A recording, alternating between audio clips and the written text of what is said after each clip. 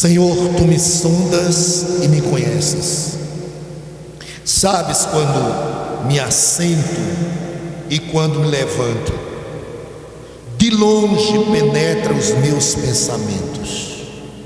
Esquadrinhas o meu andar e o meu deitar, e conhece todos os meus caminhos.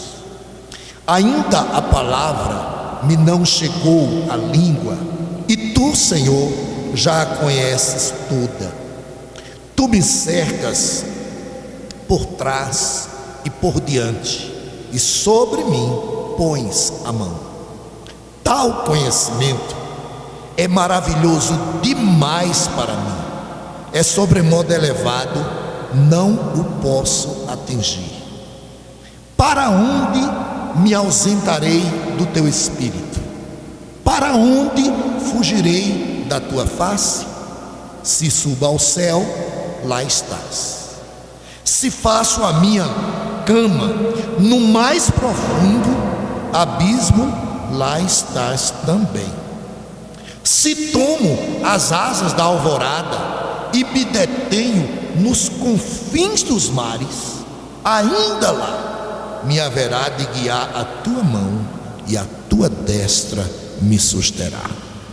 Se eu digo, as trevas com efeito me encobrirão, e a luz ao redor de mim se fará noite, até as próprias trevas não te serão escuras. As trevas e a luz são a mesma coisa, pois tu me formaste, tu formaste o meu interior, tu me teceste no seio de minha mãe.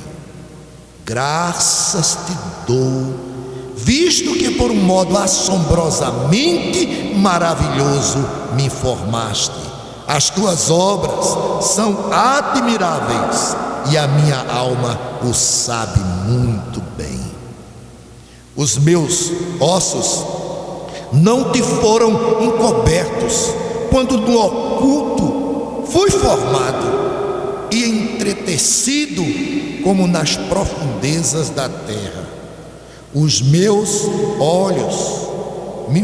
teus olhos me viram a substância ainda informe, e no teu livro foram escritos todos os meus dias, cada um deles escrito e determinado, quando nenhum deles havia ainda. Que preciosos para mim, ó Deus, são os teus pensamentos, e como é grande a soma deles. Se os contasse, excede os grãos de areia. Contaria, sem jamais chegar ao fim. Tomara, ó Deus, que desses cabo do perverso. Partai-vos, pois, de mim, homens de sangue. Eles se rebelam insidiosamente contra ti, e como teus inimigos falam malícia. Não aborreço eu, Senhor, os que te aborrecem, e não abomino os que contra ti se levantam. Aborreço com ódio consumado, para mim são inimigos de fato. Juntos, sonda-me, ó Deus, e conhece o meu coração. Prova-me e conhece os meus pensamentos. Vê se há em mim algum caminho mau, e guia-me pelo caminho eterno. Podem assentar. E mais uma vez vamos orar. Baixe a sua cabeça, feche os seus olhos e faça esta oração ao Senhor nesse instante. Sonda-me, ó Deus. Peça a Deus que fale ao seu coração nesta noite. Senhor nosso Deus e Pai, louvado seja teu nome, Senhor. Nós estamos todos agora nesse instante, ó Pai, avessos aos teus olhos. Tu nos vê por dentro, tu nos conheces no mais íntimo do nosso ser. Por isso, resta a todos nós nesse momento clamarmos por tua misericórdia. Eu quero te pedir em nome de Jesus que o Senhor nos contemple, ó Deus, nesta noite aqui com a tua graça, Senhor. Graça que necessitamos. Tu sabes todas as coisas. Eu peço em nome de Jesus a bênção do teu Santo Espírito para a explicação da tua palavra, para a exposição da tua palavra, que o Senhor encontre lugar em nossos corações. Tu sabes, ó Deus, da vida de cada um que está aqui assentado nesse instante. Sabe quanto carecemos, ó Deus, do trabalhar do Senhor em nossas vidas, da restauração do Senhor em nossas vidas, e que sejamos afetados profundamente por tua palavra nesse instante. Que esta seja a nossa oração nesta hora, a oração do salmista, que o Senhor possa penetrar no mais profundo do nosso ser. O Senhor que nos vê nus, ao avesso, todas as coisas estão patentes aos teus olhos. Por isso, clamamos o teu perdão, a tua graça e a tua misericórdia, em nome de Jesus. Amém. Deixa a Bíblia aberta nesse texto. Meus irmãos, como disse, foi um momento no final do ano passado, porque sempre quando chega o final do ano, a gente para um pouco para refletir, não é, sobre a nossa condição. O comércio, eu trabalhei há muitos anos no comércio, não sei se procede ainda daquela forma, faz um balanço, né? Não sei se atualmente continua assim, mas é feito um balanço para saber o resultado do ano, se houve lucro, se houve prejuízo. E eu me lembro, eu trabalhei no comércio de material de construção e em roupas e confecções, e tinha que se contar peça por peça. Eu achava um horror. A gente fazia uma jornada de trabalho maior, porque tinha que ser contado item por item. Naquela época não existia a facilidade, né, da informática. Então hoje, se o comércio colocar tudo ali, basta um clique que vai saber o resultado. Mas naquela época não tinha. A gente tinha que contar peça por peça. Eu trabalhei numa loja que vendia parafuso. Vocês têm uma ideia do que era isso? A loja de ferragem, eu trabalhava, material de construção, vendia parafuso. E parafuso tinha que ser contado um por um. E assim tinha o resultado. E no final do ano, a gente costuma também fazer um balanço espiritual. Como está a minha vida? Será que eu progredi espiritualmente falando, ou eu regredi? E não é difícil, irmãos. Uma simples análise vai ver o quanto nós deixamos a desejar, o quanto tem sido tão pequeno o nosso progresso espiritual, o quanto nós precisamos de que o Senhor trate conosco. Veja só, ele vai orar a Deus nesse instante, o salmista, ao Deus que é onisciente, ao Deus que é onipresente e ao Deus que é onipotente. Veja como ele começa: Senhor, tu me sondas e me conheces. A sonda é um equipamento que é usado pelos mineiros que eu falo, são os que moram em Minas Gerais, o pessoal que trabalha em Minas, para fazer uma análise daquela mina, daquele local. Então, é um equipamento de investigação. Então, o Senhor, Ele está dizendo aqui: Tu, Senhor, Tu me sondas, ou seja, Tu, Senhor, Tu me investigas, Tu me conheces. E é muito importante a gente conhecer a Deus como Deus onisciente. Deus tem os seus atributos naturais como homem nenhum algum tem. Ninguém é onisciente a não ser Deus. Então Ele está se dirigindo aqui à pessoa certa, para que analise a sua vida. Nós sabemos que tem pessoas que nos conhecem. Não acredito que exista alguém que conhece Cléristo mais do que Jurinha, de seres humanos aqui na terra, né? Pelo tempo que ele já tem, nem os pais dele conhecem ele mais do que ela, e ninguém conhece mais ela do que ele, mas nem de longe pode ser comparado ao conhecimento que Deus tem. Silene sabe quem eu sou. Nós já temos quase 28 de casados, com 5 de namoro. Conte aí, são mais de 30 anos. E ainda o fato de que ela era minha vizinha, criança ainda, então aí, mas nem de longe pode ser comparado ao conhecimento que Deus tem. Ele sim sabe quem eu sou. Ele sim sabe quem é cada um de nós aqui sentado nesse instante. E Ele está, note bem, a perceber até aquelas coisas mínimas que a gente talvez não imagine. Olha o que o salmista diz: 2: Tu sabes quando eu me assento e quando me levanto. Está vendo aí na sua Bíblia?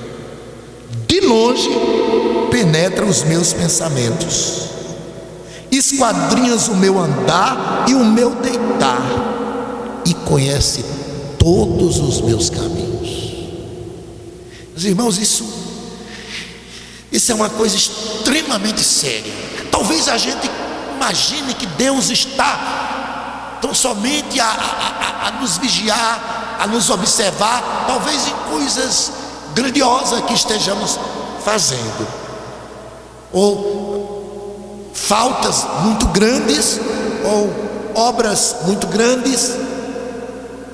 Ele está olhando até o seu sentar,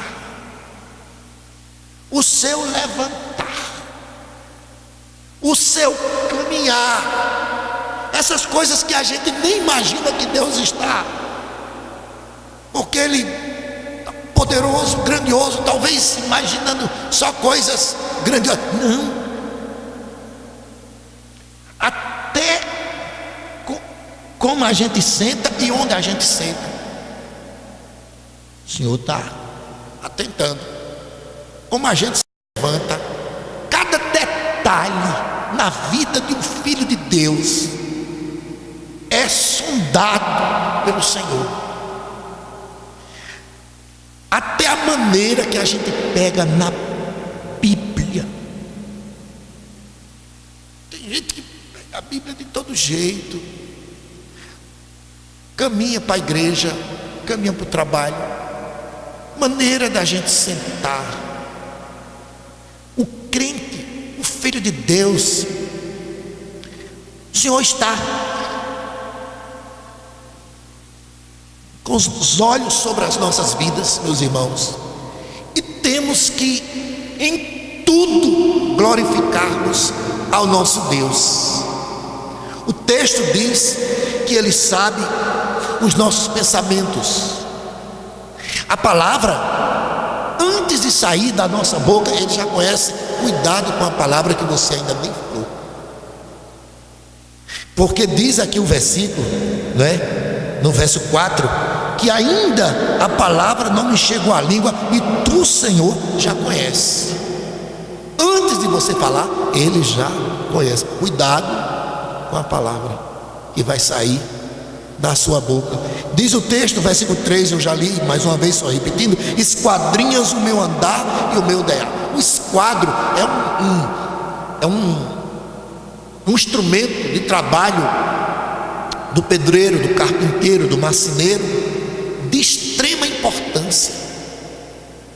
Quando eu estava arrumando essas cadeiras aqui, eu disse: tem uma coisa boa aqui está no esquadro o templo, porque se não tivesse, essa fila podia começar aqui e ia terminar lá do outro lado. O esquadro, ele traz a precisão para o pedreiro fazer, começa do alicerce, onde cava. Você já viu algumas casas em que, quando vai colocar o piso, a cerâmica, coloca uma pedra aqui, e quando chega ali é só um taquinho de pedra, só um pedaço, uma tirinha? Sabe o que significa? Está fora do esquadro. Mas se botar no esquadro, pega uma aqui e uma lá na ponta. Pois o texto está dizendo que o Senhor nos esquadrinha. Ele quer nos colocar numa vida reta, e ele mede. Ele tem um prumo, ele tem um esquadro, ele tem os seus instrumentos, ele tem a sua sonda para nos medir, para nos examinar. E o Senhor faz isso, e a gente tem que parar para refletir sobre a nossa condição espiritual. É muito fácil a gente medir os outros, esquadrinhar os outros, sondar os outros, mas a Bíblia diz para a gente examinar a si mesmo, e esse exame é à luz da palavra de Deus, porque eu mesmo não tenho condição de discernir todos os meus erros, as minhas faltas. O salmista diz no Salmo 19: perdoa as faltas que me são ocultas. Ele diz nesse mesmo salmo, né? Quem pode discernir os seus próprios erros? Ninguém. Mas o nosso Deus, todas as coisas estão nuas e patentes aos olhos dele a quem um dia haveremos de prestar contas. Ele é onisciente. O texto segue e diz no versículo 5: tu me cercas por trás e por diante, sobre mim pões a mão. Então o nosso Deus não é apenas onisciente, que vê tudo, mas Ele também é presente.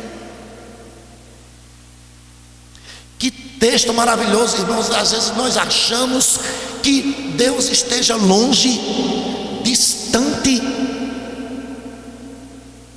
principalmente quando estamos passando momentos difíceis em nossas vidas. Julgamos, questionamos talvez a bondade e o amor de Deus. Será que Ele não está vendo? Será que Deus... O texto diz que Ele está tão pertinho que Ele põe a mão na sua cabeça. Diz o texto que você está cercado adiante, cercado por trás. O Senhor está tão perto, como diz o salmista no Salmo 46: é Deus nosso refúgio e fortaleza, socorro bem presente na angústia. Então o salmista está dizendo aqui que o Senhor nos cerca por trás e por adiante, e sobre nós põe a sua mão. Ele está presente, Ele não está longe. O fato dele ser onisciente não é só para a gente temer o fator de que há um Deus olhando para nós como se fosse um fiscal, mas não apenas isso. Ele não vê apenas os nossos pecados, mas Ele vê também as nossas aflições, as nossas tribulações, os nossos problemas. E o texto diz que nós estamos cercados por esse Deus, na frente e atrás, e Ele tem a sua mão estendida sobre nós. Aí Deus assim não é não é para menos, tem que ser glorificado. E ele começa a louvar. Essa palavra é uma palavra de louvor. Verso 6: tal conhecimento é maravilhoso demais para mim, é sobremodo elevado, não posso atingir. Então ele fica assim, boquiaberto, estupefado com a grandeza da onisciência, da onipresença de Deus. E ele bendiz ao Senhor nesse instante: é maravilhoso demais para mim. Veja bem, ele segue falando desse Deus que é onipresente, e aí faz algumas perguntas a ele mesmo. Olha as perguntas, verso 7, olha aí na sua Bíblia: para onde me ausentarei do teu espírito? Para onde fugirei da tua face? Se subo ao céu, lá estás. Se faço a minha cama no mais profundo abismo, lá estás também.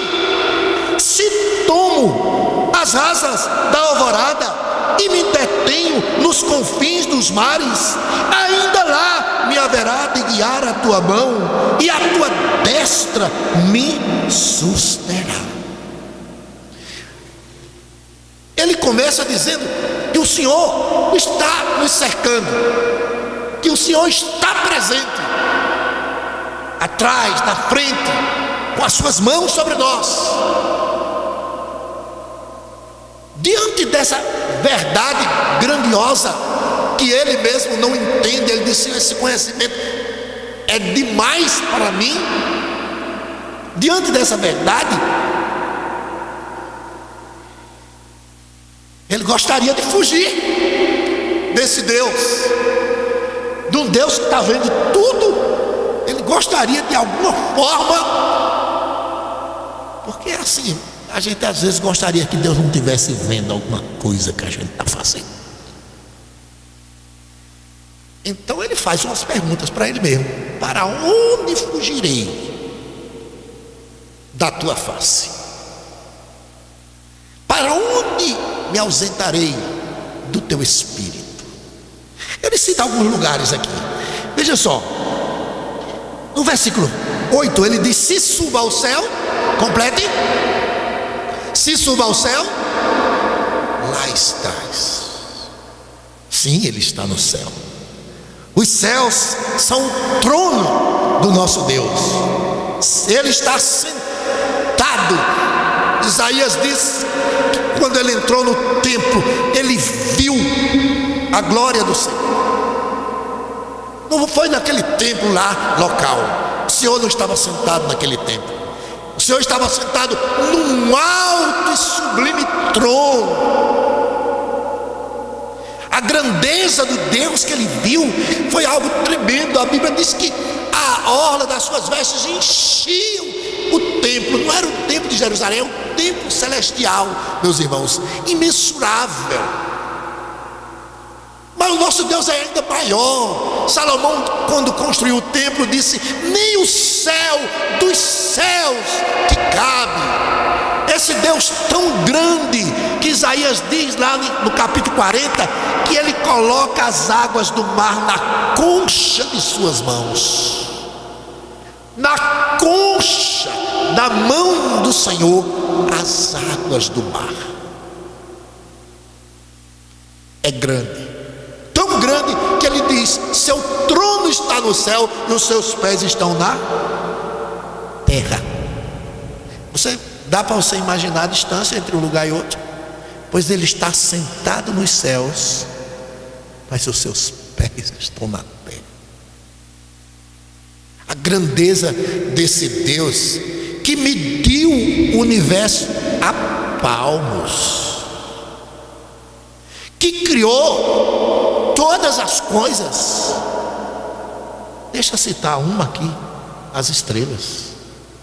E lá diz o texto que ele conta todas as estrelas que existem.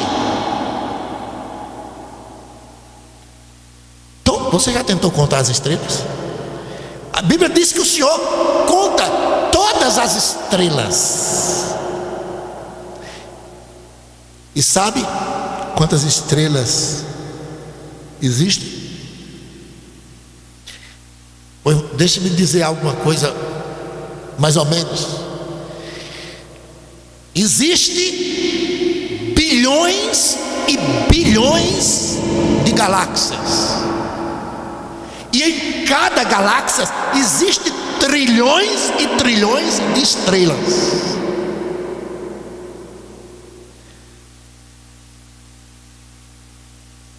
E a Bíblia diz que Ele conta todas elas e chama cada uma pelo seu nome. Ele deu nome às suas estrelas. Estrelas tão grandes.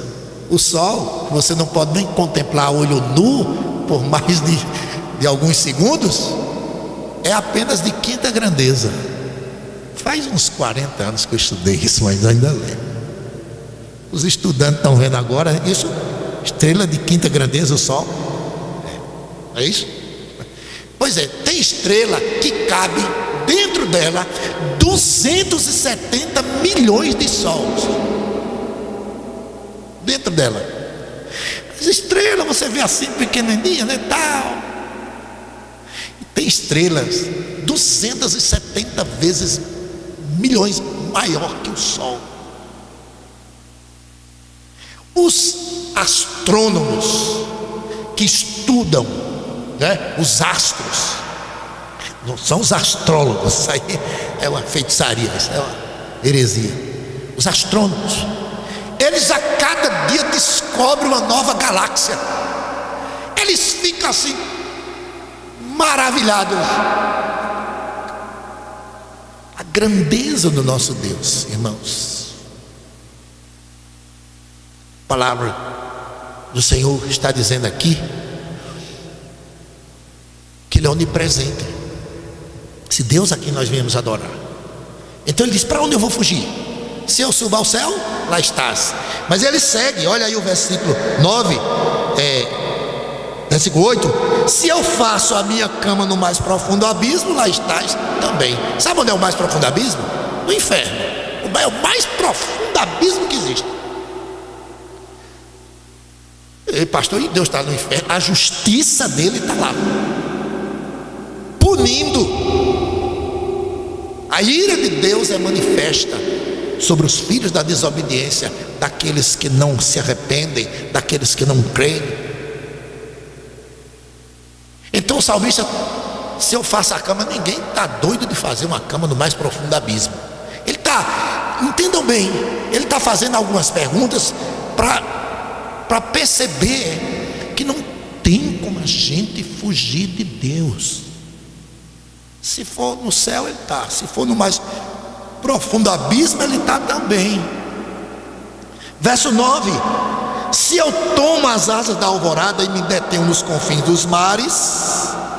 O que Ele está dizendo aqui? Se você criar asa, olha, se você criar e voar o mais longe que você puder, nos confins dos mares, sabe o que vai acontecer? Versículo 10: ainda lá me haverá de guiar a tua mão e a tua destra me susterá. Teve um cabra que fez isso. Ele quis fugir de Deus, desobediente. E aí Deus tinha dito a ele: olha, vai até a cidade de Nínive e clama contra ela. Todos sabemos quem é ele: Jonas. Mas a Bíblia diz que ele decidiu fugir da presença do Senhor. E Jonas não conhecia o Salmo 139. Para onde? Então ele resolveu, em outras palavras, tomar as asas da alvorada e ir até os confins dos mares, se escondendo do Senhor. E todos sabemos, né, que o Senhor o achou ali, através, né, de muitas aflições. Porque tem uma coisa: se você não obedece, vamos dizer assim, na boa, se for necessário, Deus vai deixar que algumas coisas aconteçam para você aprender a obedecer. Se for necessário levar você para o profundo do abismo, Jonas foi levado. Jonas foi levado para o Sheol, para o profundo do abismo. Ele diz isso lá no capítulo 2. No fundo do abismo clamei ao Senhor. Somente quando ele esteve naquela situação foi que ele se arrependeu e aprendeu o que é obedecer. Então aqui está a palavra do Senhor mostrando: tem como fugir. Se for no céu, ele está. Se for no profundo abismo, ele está. Se for nos confins dos mares, ele está. Versículo 11: se eu digo as trevas com efeito me encobrirão. Adão fez isso. A luz ao redor de mim se fará noite.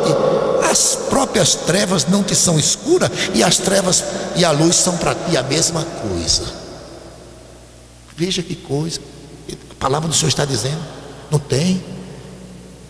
Adão pecou e decidiu se esconder atrás de uma árvore, né? Vou ficar aqui escondido. E de repente, pela viração do dia, aparece o Senhor. Adão, onde estás? Ora, será que o Senhor sabia onde é que Adão estava? Ele fez a pergunta justamente porque ele já estava vendo onde ele estava, né? Adão! Adão nessa hora, Adão escondido atrás do pau. Adão escondido. E o Senhor: Adão, onde está? É a mesma coisa de um menino se esconder dentro de um guarda-roupa, né? E o pai vendo, a mãe vendo, chegar lá no guarda-roupa: menino, onde é que tu está? Oh, meus irmãos, a palavra do Senhor está dizendo aqui: não tem como a gente se esconder do Senhor. Ele nos conhece. Agora ele nos conhece de uma forma extraordinária. Veja o que o salmista diz, versículo 13: pois tu me formaste no interior, tu me teceste do seio de minha mãe. Graças te dou. Ele louva a Deus. Visto que por um modo assombrosamente maravilhoso me formaste, e as tuas obras são admiráveis. E a minha alma o sabe muito bem. Os meus ossos não que foram encobertos quando no oculto fui formado, entretecido como nas profundezas da terra. Os teus olhos viram a substância, me viram a substância ainda informe, e no teu livro foram escritos todos os meus dias, cada um deles escrito e determinado, quando nenhum deles havia ainda. O salmista está dizendo: Senhor, tu me sondas e me conheces. E ele nos conhece, olha, de muito tempo, porque o nome do meu pai é Agostinho, da minha mãe Rita. Minha mãe já está no céu, e o meu pai com quase 90 anos, 98 anos, não é? Quase 100. Tive com ele agora nos Dias dos Pais, fui comemorar lá em Pernambuco. Está muito bem de saúde. Costumo dizer que ele está muito melhor do que eu, sabe? Não foi meu pai e minha mãe que me criaram, não, que me fizeram, não. O salmista está dizendo: foi o Senhor que nos fez, foi Ele que nos teceu. Se falar isso em chique-chique, é mais fácil de entender do que aqui. Lá existe uma arte em toda beira-rio de tecer, de fazer aquelas redes. Eu não sei se aqui tem alguma cultura de tecer. Tem aqueles lugares onde faz tricô. A chique-chique faz rede, né? Rede tarrafa, rede de travessia. E eu acho interessante aquelas pessoas. Em todos os bairros da cidade tem gente. Eu não sei, eu fico olhando, eu não sei fazer, não sei dar um ponto daquele. Daqui a pouco sai aquele pano de rede, como eles chamam. Eles fazem aquilo. Pois lá no interior de nossa mãe foi o Senhor que nos teceu, Ele nos conhece. É por isso que está escrito no sexto mandamento: não matarás. A vida é um dom de Deus, por isso o aborto é criminoso. Essa lei que o liberalismo marxista que tem imperado no Brasil tem tentado trazer, não é? E já tem logrado algum êxito. Leis demoníacas. Ora, o Supremo Tribunal recentemente tomou uma decisão. Eu sempre costumo chamar esse Supremo Tribunal do pior Supremo Tribunal que já existiu até hoje. A decisão foi o seguinte: se o bebê que está no ventre da mãe tiver 89 dias, você pode matar, ou melhor, 90. Agora, se tiver 91 dias, é crime. Se tiver 90, não é. Ou seja, até 3 meses pode matar. Depois de 3 meses não pode. O aborto está legalizado no Brasil até 3 meses. Não está legalizado. O Supremo está interpretando assim a Constituição, que diz que é crime. Mas o Supremo está fazendo outras leituras. Cabe a ele interpretar as leis. Eles decidiram agora que a união do homem com o homem é casamento. Casamento aonde? A Bíblia diz: deixará o homem seu pai e a sua mãe, e unir-se à sua mulher, e serão os dois uma só carne. O que é que vai sair da união do homem com o homem, de uma mulher com a mulher? Pegue 5, 6 homens e coloque eles numa ilha, e depois de 100 anos, sabe o que é que vai ter lá? Os cadáveres, os restos mortais daquelas criaturas. Não é família. Mas o Supremo diz que é. Mas até na Constituição está escrito que constitui família a união do homem com a mulher.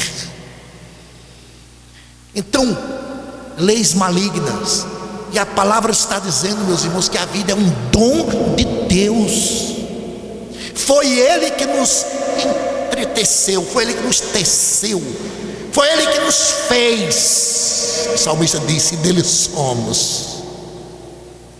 E Ele nos conhece. Olha o que diz aqui, ó, versículo 16: os teus olhos me viram a substância ainda informe. Meus irmãos, uma das grandes alegrias que eu tenho recentemente é uma netinha que completou 4 meses. Vocês não têm ideia da loucura que eu tenho por aquela menina.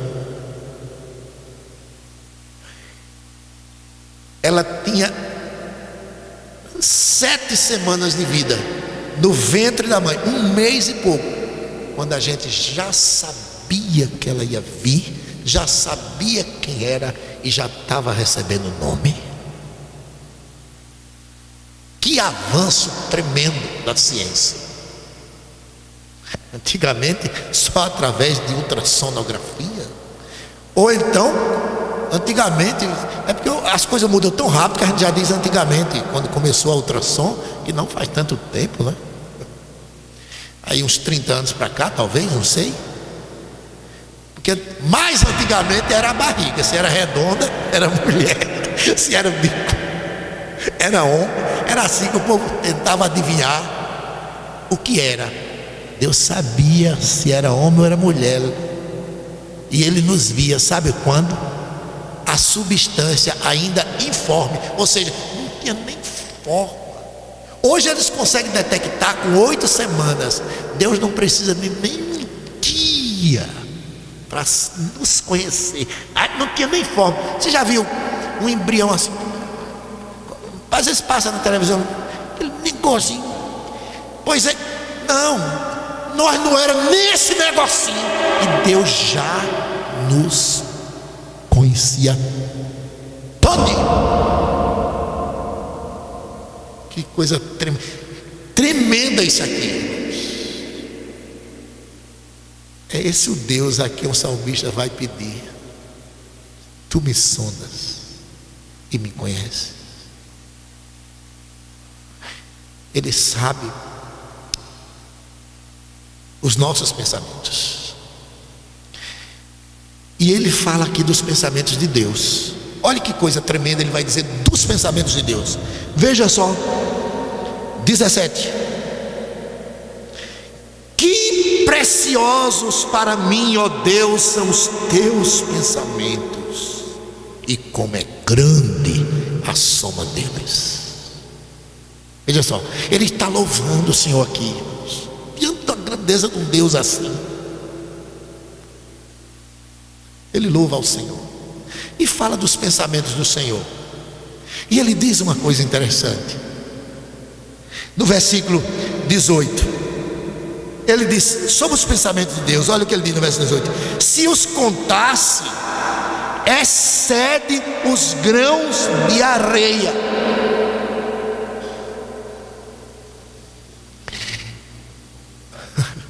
Se ele contasse os pensamentos de Deus, ele está dizendo que os pensamentos de Deus excedem os grãos de areia. Pense nisso.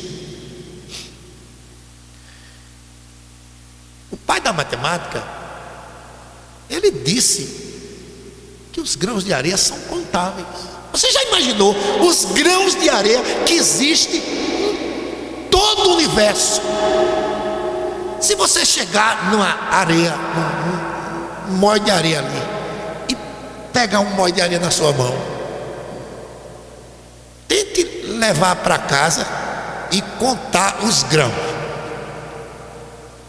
de areia. Agora imagine os grãos de areia do mundo inteiro. O matemático diz que são contáveis. E são. Por quê?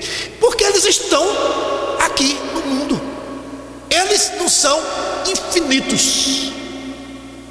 Então, se alguém quiser se arriscar a contar, que eles estão, né, daqui até os confins da terra, estão todos os grãos de areia. Agora, ele sabe o que é que ele diz? Que os pensamentos de Deus são muito mais do que os grãos de areia. Contaria sem jamais chegar ao fim. É esse Deus, irmãos, a quem nós devemos nos dirigir como Ele e dizer: Senhor, sonda-me. Senhor, tu me conheces, tu sabes de tudo, tu sabes até as coisas mais bobas que eu imagino que o Senhor não está olhando. Onde eu me sento, como é que eu me assento, como é que eu ando, como é que eu me levanto, como é que eu como, como é que eu... Tudo Ele está a observar. É esse Deus tremendo. E ele parece mudar de assunto agora. Veja só o que vai acontecer agora. Tomara, ó Deus, verso 19, desses cabo do perverso, apartai-vos de mim.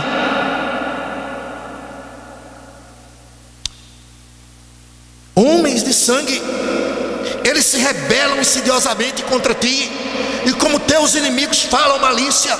Não aborreço eu, Senhor, os que te aborrecem, e não abomino os que contra ti se levantam. Aborreço-os com ódio consumado, para mim são inimigos de fato.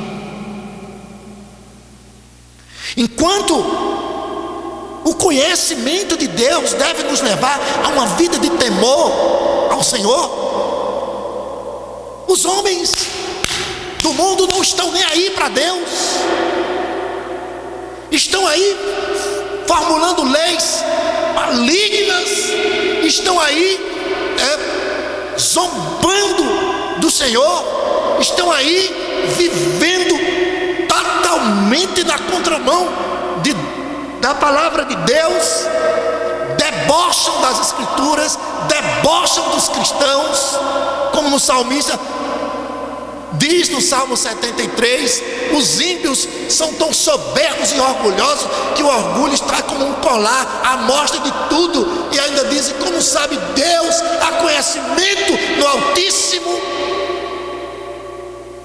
Então, essa maneira de viver das pessoas sem qualquer respeito ao Senhor, e muitas vezes o que acontece, nós estamos nem aí para esse fato. Aqui é uma oração de imprecação. Ele está orando ao Senhor, para que o Senhor ponha a sua mão sobre estes ímpios que não temem a Ele. E nós devemos orar ao Senhor, pedindo, meus irmãos, que Ele intervenha, não é? Temos que orar por essa nação que tem vivido totalmente em rebeldia contra Deus. Não devemos aceitar essas coisas, temos que orar ao Senhor.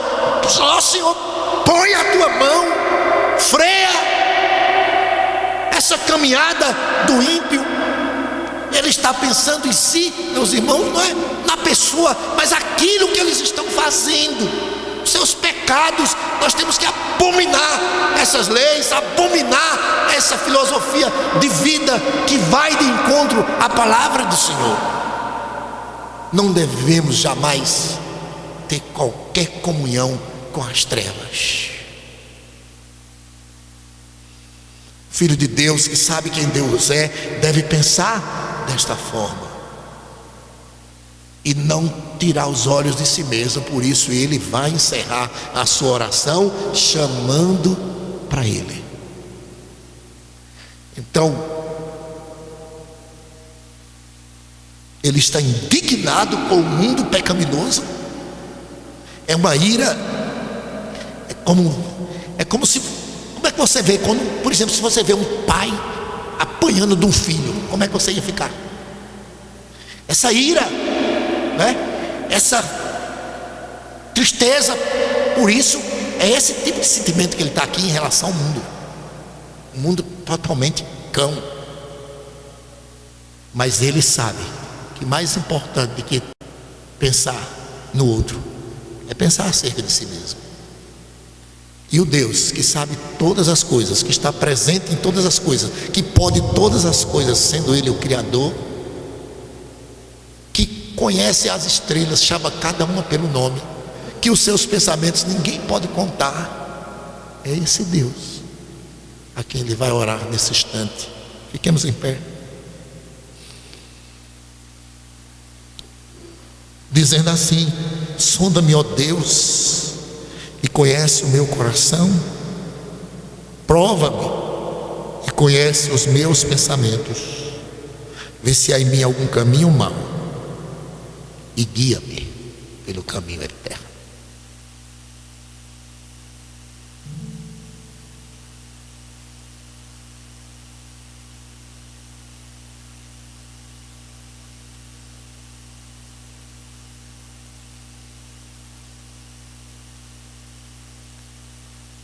Resta-nos baixar a cabeça, meus irmãos, e clamar ao Senhor. Ele sabe todas as coisas.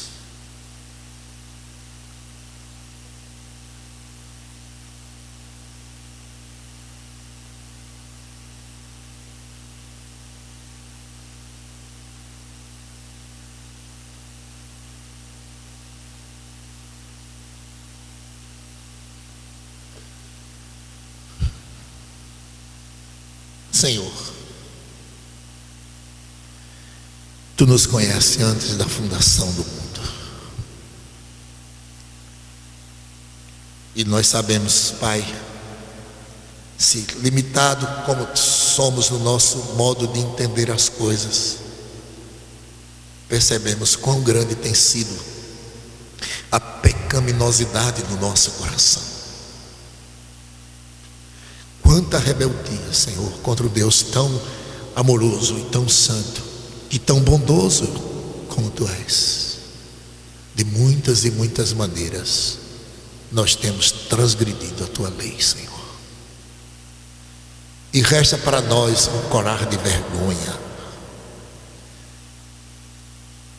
de remorso, de tristeza profunda. Que Teu Espírito nos leve, ó Deus, a essa introspecção, que à luz da Tua palavra, da Tua santidade, possamos reconhecer as nossas faltas. Como o salmista que chegou a dizer que tinha mais pecados do que cabelos na cabeça. É assim, Senhor, que nos percebemos nesta hora. Tem misericórdia, Pai. Em nome de Jesus, eu te peço, Senhor, que Tu estejas operando santidade nesta hora, nesta congregação, em cada coração aqui presente. Cria em nós um coração puro. Renova em nós um espírito reto, para que possamos andar na Tua presença em santidade, em temor, em tremor, e viver, ó Deus, para a Tua glória. Só Tu podes fazer isso, Senhor. Só o Teu Espírito pode convencer. Só o Teu Espírito pode operar a santidade à luz da Tua palavra. Em nome de Jesus.